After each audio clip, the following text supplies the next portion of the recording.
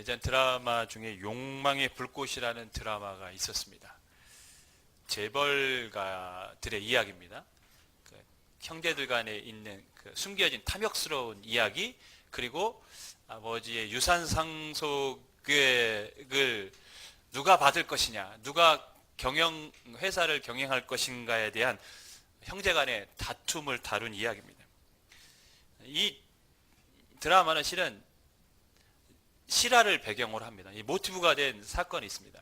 일명 2000년에 있었던 왕자의 난이라고 하는 현대가의 경영권 승계 싸움을 모티브로 해서 만든 드라마입니다. 그래서 그 드라마에 나오는 그룹의 마크가 현대 그룹의 마크랑 굉장히 흡사합니다. 자세히 보면 그렇습니다. 그렇다고 집에 가서 다시 확인할 필요는 없으십니다. 현대그룹의 두 아들, 둘째 정몽구 회장과 다섯째 정몽원 회장의 경영권 싸움이 있었습니다. 아버지 정주영 현대그룹 창시자죠. 나이가 들어서 명예회장으로 은퇴를 했습니다. 그리고 두 아들이 공동회장이 되어진 상태였습니다. 근데 정주영 명예회장은 다섯째 아들인 몽원 회장에게 경영권을 완전히 물려주고 싶었습니다. 왜냐하면 정몽원 회장이 많은 사람들에게 좀 인정을 받았거든요. 근데 둘째 이제 정몽구 회장은 실제적으로는 첫째입니다. 왜냐하면 첫째 아들은 이미 죽었기 때문에 본인이 장남인데 본인이 경영권을 승계받지 못한다는 것에 대해서 굉장히 불만을 가졌어요. 그래서 갑자기 인사 조치를 단행합니다. 정몽원 회장의 수족이었던 현대증권의 회장이 싫어합니다, 여러분. 지금 그 드라마 이야기 아니에요? 현대증권 당시 회장이었던 이익치 회장이 있었어요. 정몽원 회장의 완전 수족이었는데 이 사람을 다른 곳으로 인사 발령을 내버립니다. 그러니까 오른팔을 잘라낸 것이죠. 정몽원 회장이 열이 받았어요.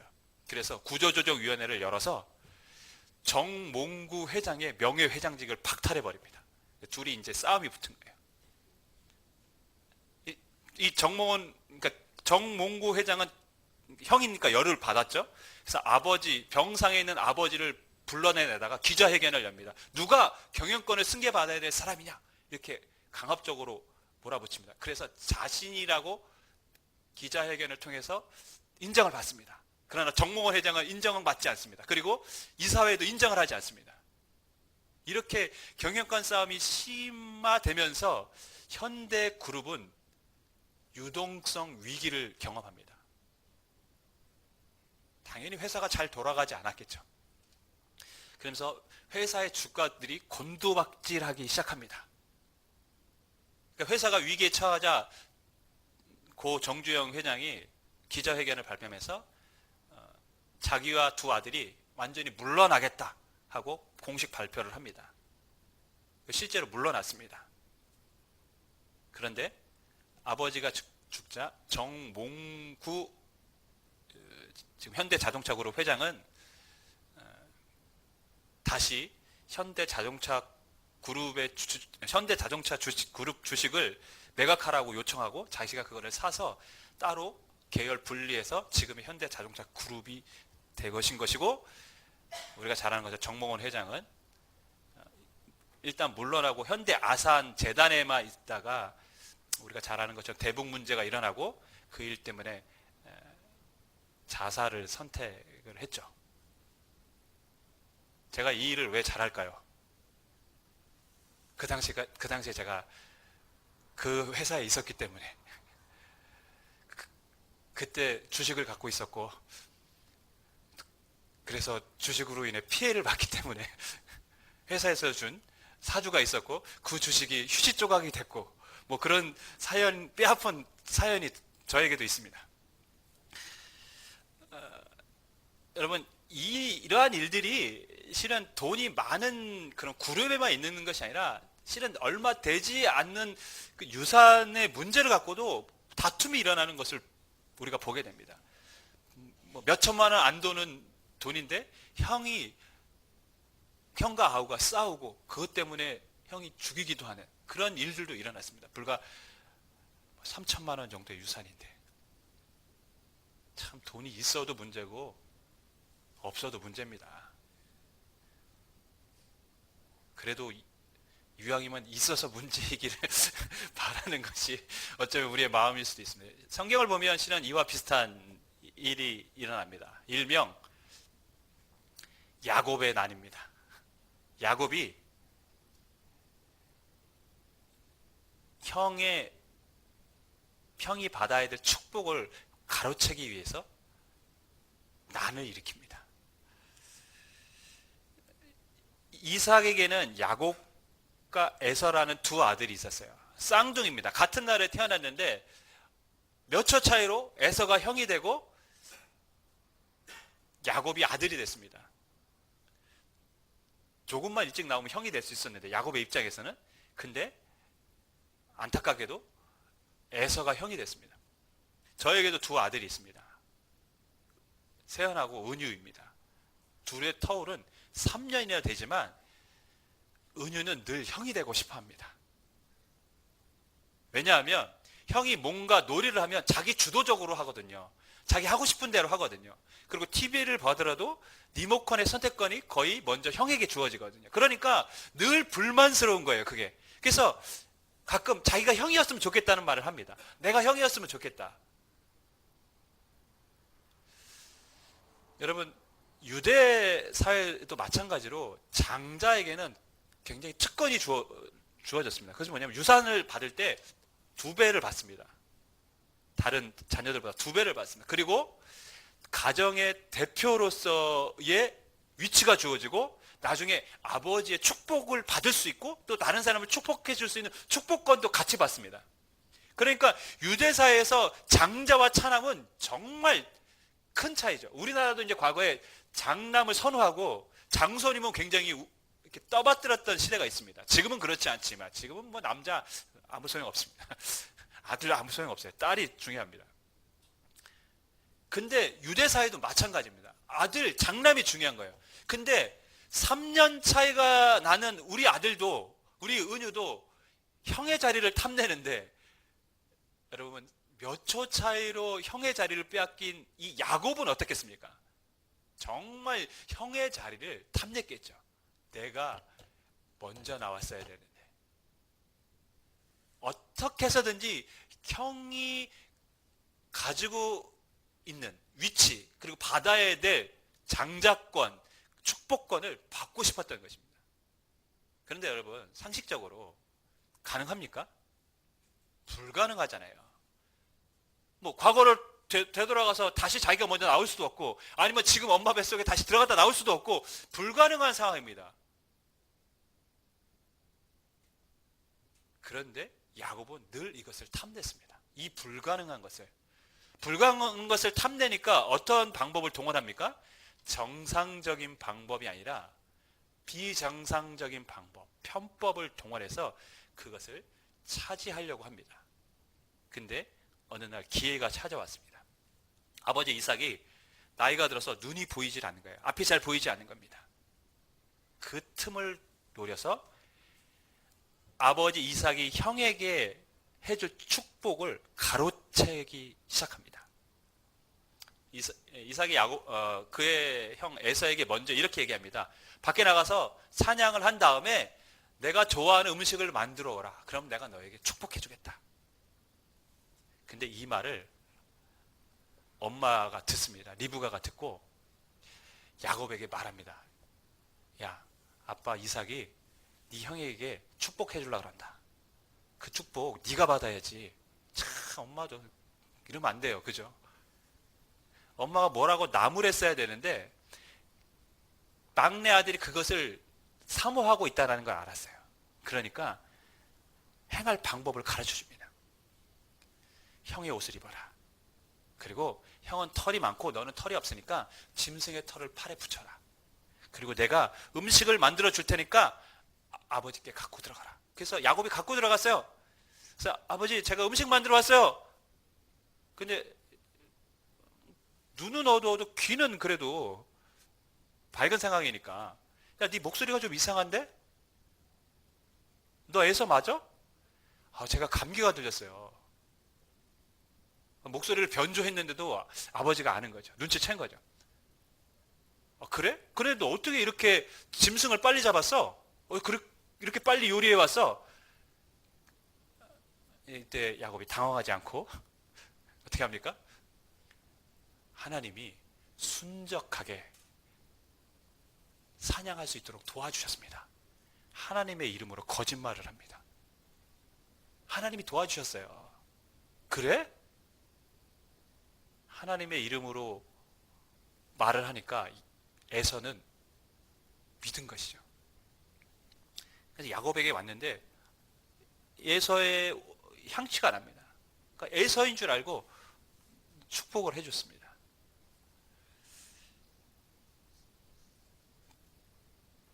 에서가 받아야 될 축복을 가로챈 것이죠. 저는 이 이야기를 보면서 여러분 무슨 생각이 듭니까? 인간이 참 무섭습니다. 인간이 참 무서워요. 무서운 존재들입니다. 욕심 때문에 뭘 합니까? 형제 간의 이 관계를 어쩌면 포기한 겁니다. 야곱은 어떤 면에서 이 일을 행하면서 앞으로 형을 못 볼 수도 있다는 생각을 하지 않았겠습니까? 내가 이 일을 하면 형이 나를 잘했다고 해줄까요? 아마 그런 각오를 하면서 지금 야곱은 이 일을 진행하는 것입니다.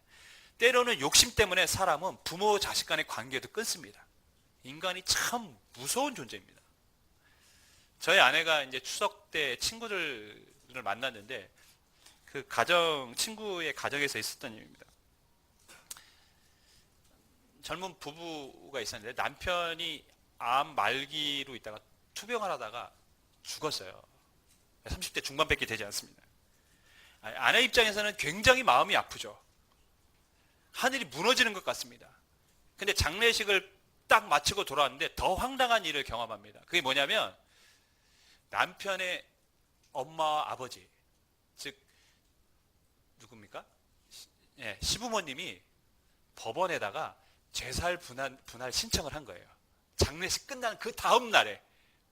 왜냐하면 두 부부 사이에 자녀가 없었고 남편의 통장에는 돈이 뭐 몇천만 원 있었다고 합니다. 그리고 남편 명의로 된 아파트가 있었던 거예요. 그런데 자녀가 없었을 때는 이 재산을 부모도 나눠 가질 수 있다는 것을 알았던 겁니다. 그러니까 법원에 장례식 끝나자마자 다음날 재산 분할을 신청한 거예요. 야, 세상에 참. 여러분, 이 이야기를 들으면 무슨 생각이 듭니까? 자녀를 빨리 낳아야 됩니다. 이런 험한 꼴을 당하지 않으려면 자녀를 빨리 낳아야 돼요. 아니면 돈이 없던지 둘 중에 하나를 택하셔야 됩니다. 여러분, 참 사람이 못됐습니다. 그러면 그 시부모님들이 형편이 어렵냐? 그것도 아니라 살 만큼 사시는 분들인데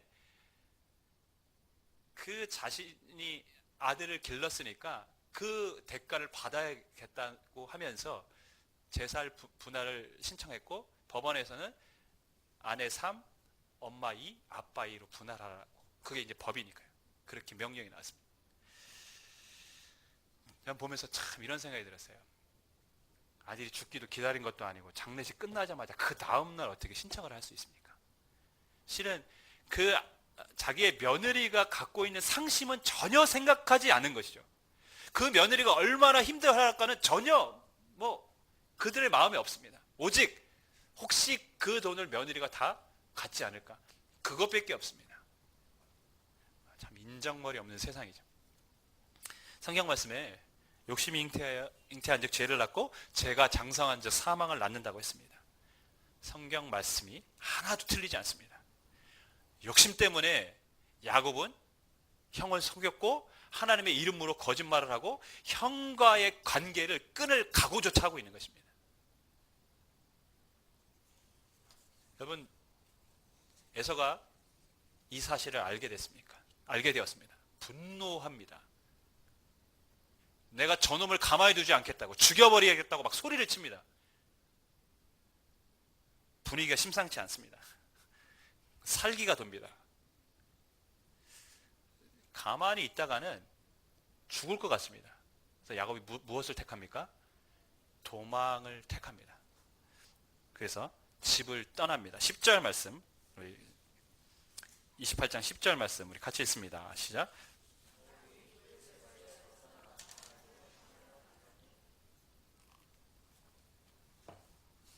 브엘세바는 자기가 살던 곳이고 하란은 자기의 삼촌, 외삼촌 라반이 있던 곳입니다.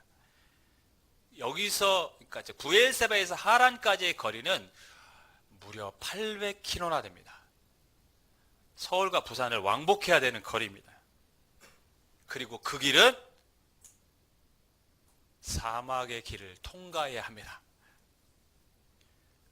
800km나 되는 사막의 길을 걸어가는, 달려가야 되는 야곱. 여러분, 사막은 무서운 곳입니다. 낮에는 엄청나게 덥고 밤에는 춥고 그리고 맹수들이 있습니다. 이 길을 걸어가려면 최소 한 달 이상은 가야 됩니다. 그가 한 달 동안 그 삼촌의 집에 안전하게 도착할 거라는 장담이 없는 지금 그 여정을 지금 떠난 것입니다. 왜냐하면 집에 있다가 죽을 것 같거든요. 형한테 맞아서. 그래서 어쩔 수 없이 힘든 길이지만 그 길을 떠나는 것입니다. 여러분, 이때 야곱의 나이가 몇 살인지 아십니까?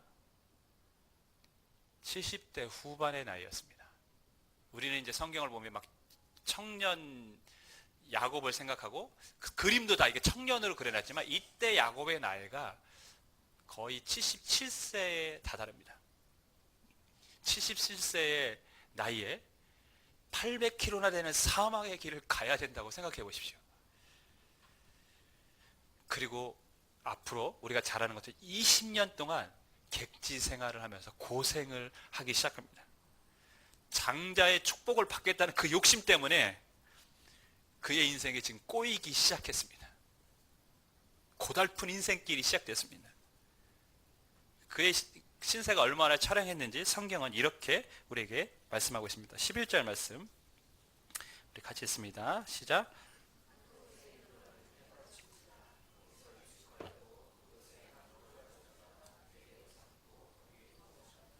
여기서 한 곳은 루스라는 곳입니다. 브엘세바에서 40km 떨어진 곳이에요. 우리가 성경을 보면 이 거리가 정확하게 기록이 되어 있지 않기 때문에 얼마만큼 야곱이 도망쳐 왔는지를 모릅니다. 여러분, 야곱이 집에서 나올 때 어떻게 도망을 쳤을 거라고 생각하십니까? 뭐 여유롭게 나왔을까요? 우리가 막 조깅하듯 산책하듯 그렇게 달려갔을까요? 아니면 죽을 힘을 다해서 도망을 쳤을까요? 죽을 힘을 다해서 갔겠죠.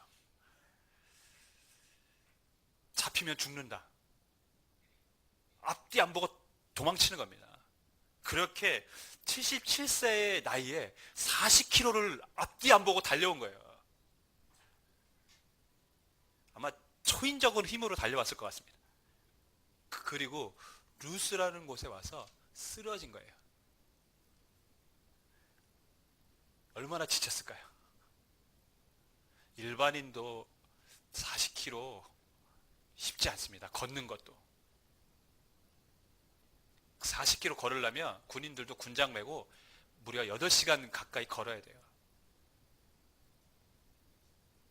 빠른 걸음으로 40km를 도망치듯이 왔는데 당연히 지쳤겠죠. 이 루스라는 곳에서 쓰러졌습니다. 그래서 오늘 성경 보면 돌베개, 벨 것도 없으니까 돌베개를 베고 잔 거예요. 얼마나 처량합니까? 근데 놀라운 것은 그 밤에 하나님이 야곱을 찾아오셨습니다. 12절 13절 말씀 우리 같이 읽습니다. 시작.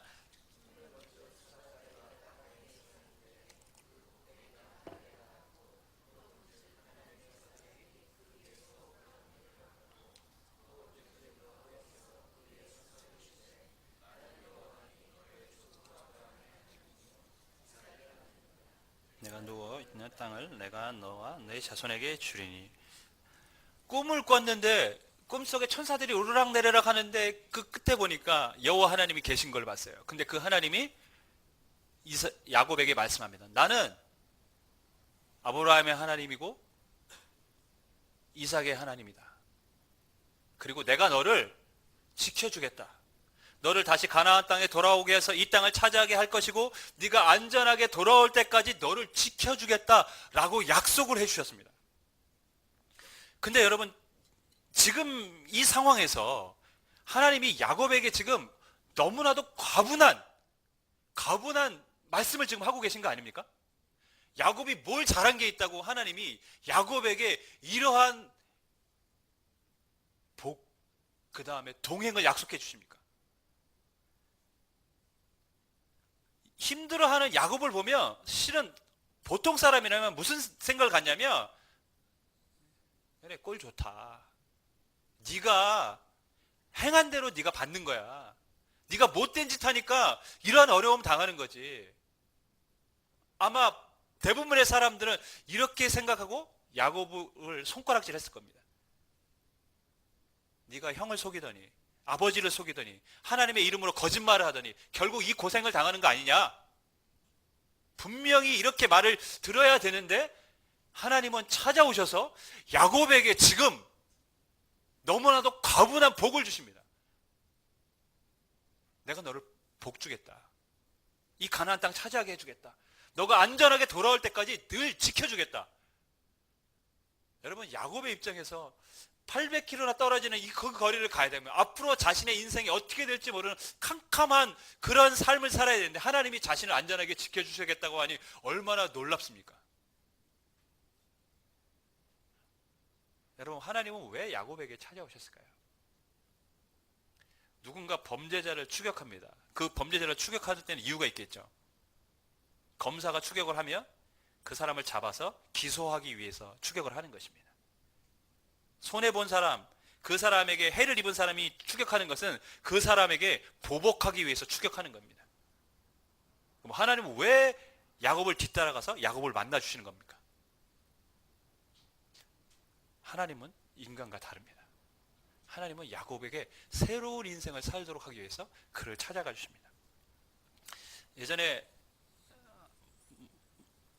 프로야구 선수 중에 승부 조작을 한 선수가 있어요. 아주 전도 유망한 정말 막 뜨는 스타였어요. 근데 경기 중 첫 타자에게 이제 포볼을 내주면 볼을 4개 연속 포볼로 내보내면 이렇게 그 브로커에게 돈을 받기로 돼 있었던 거예요. 얼마 되지도 않습니다. 300만 원밖에 되지 않습니다.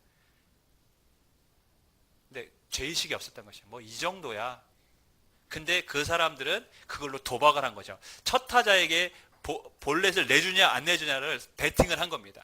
그리고 볼넷을 내주는 쪽에 베팅을 하고 브로커가 이 선발 투수에게 찾아가서 네가 볼넷을 내주면 내가 300만 원 주겠다 하고,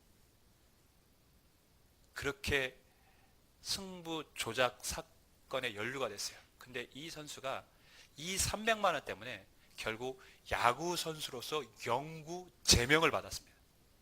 더 이상 야구 선수가 이제 못 되는 거예요. 우리나라에서 영구 제명을 받으면 일본, 대만, 미국에서도 뛸 수가 없어요. 그게 규약입니다. 그러니까 이 선수는 하루아침에 300만 원 때문에 뭐가 된 겁니까?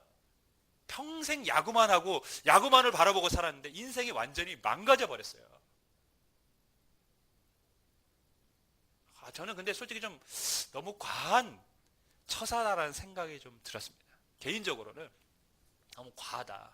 왜냐하면 한 젊은이의 인생이 완전히 여기서 끝이구나 라는 생각이 드니까 너무 좀 마음이 아프더라고요. 기회를 줘야 되는데.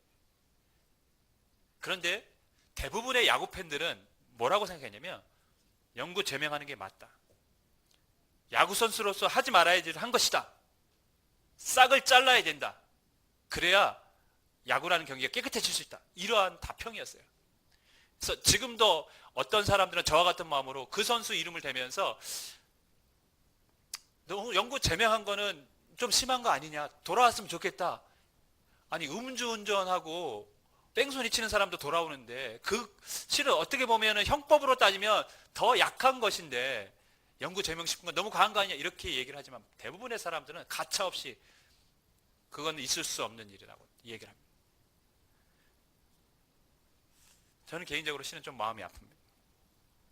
아니면 한 젊은이의 인생이 이렇게 날개가 꺾이고 끝나버렸다는 게 너무 마음이 아픕니다.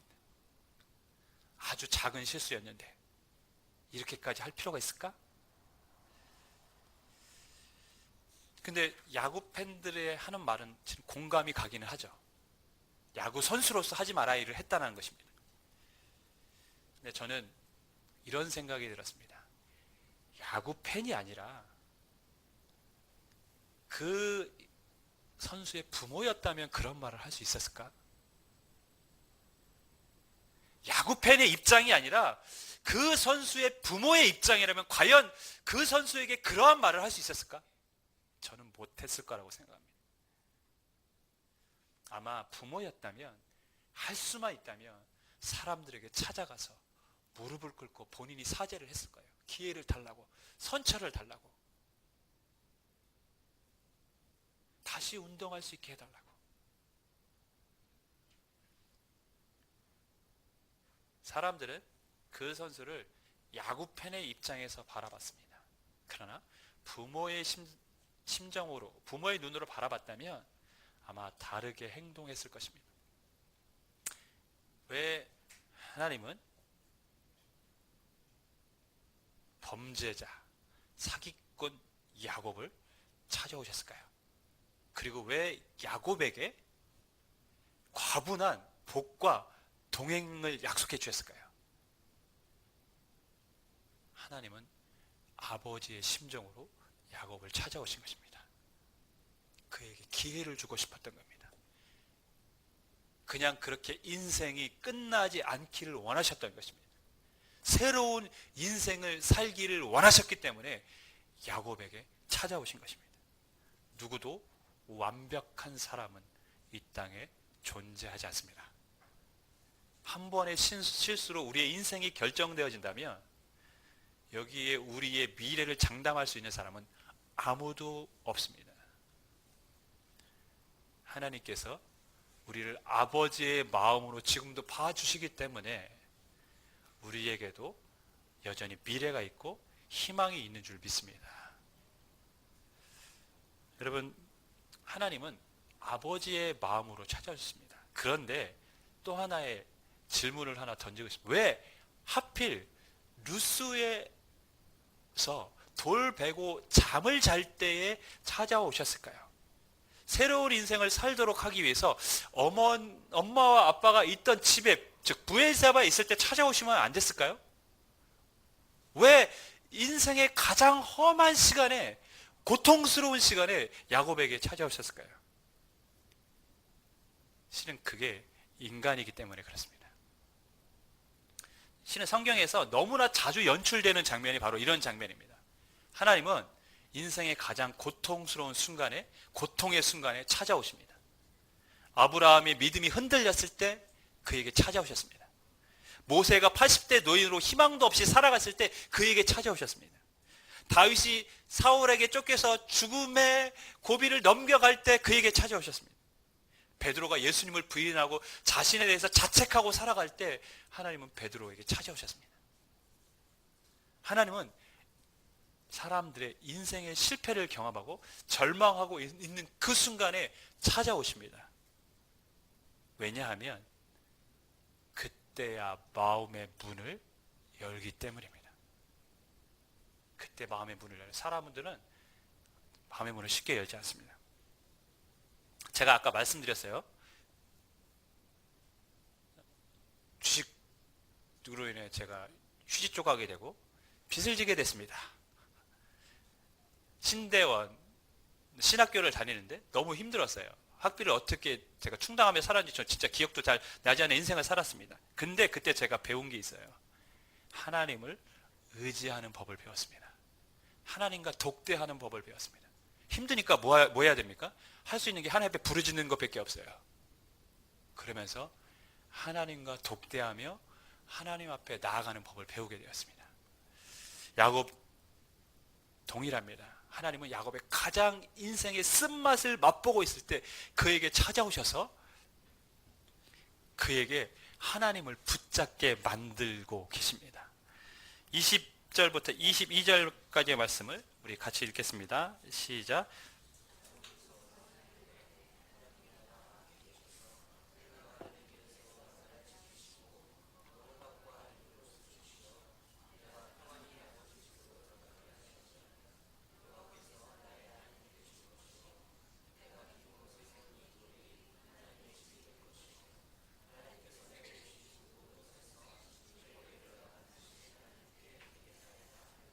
야곱의 고백인데 놀라운 고백입니다. 지금 야곱은 이제 하나님은